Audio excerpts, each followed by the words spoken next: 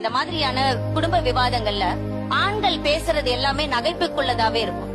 ஒரு ஆண் ஒரு பெண்ணை பத்தி சொல்றாங்க அப்படின்னா, இப்ப அவர் பேசினார் பாத்தீங்களா, என் பொண்டாட்டி கூட நான் ரொம்ப கஷ்டப்படுறேன் அப்படின்னா நம்ம எல்லாம் கைகொட்டி சிரிக்கிறோம், சந்தோஷமா அதை அனுபவிக்கிறோம். ஆனா அதுவே ஒரு பொண்ணு என் ஹஸ்பண்ட் இப்படி எல்லாம் பண்றாரு அப்படின்னா நம்மளுக்கு சிரிப்பு வரல. அங்க ஏதோ அந்த பொண்ணை ஒரு சிம்பத்தியா நம்ம பாக்குறோம். ஏன் அந்த இது? அவர் பேசும்போது உங்களால சிரிக்க முடியுது அப்படின்னா நாங்க அவரை குறை சொல்லும் போது உங்களுக்கு சிரிப்பு வரணும்ல, ஏன் வரல? அங்க ஏன் எங்களை பார்த்து சிம்பத்தி வருது? ஏன்னா நீங்க பெண்ணா உட்கார்ந்து எல்லாமே இவங்க சைடுல தான் தவறுங்கிற மாதிரியான ஒரு பெண்கள் கிட்ட என்னன்னா, ஏன் நான் பெண்களுக்கு சப்போர்ட் கிடையாது, கண்டிப்பா அவங்க கிட்ட விஷயங்கள் இருக்கு. பட் ஒரு பாயிண்ட் ஆஃப் டைம்ல பெண்கள் கிட்ட என்ன வருது அப்படின்னா, நான் திருப்பி திருப்பி சொல்றேன்ல, நீ ஏன் இதை செய்யவே மாட்டேங்கிற அப்படிங்கிற ஒரு கேள்வி எல்லா வீட்லயும் ஒழிச்சுக்கிட்டே இருக்கும்.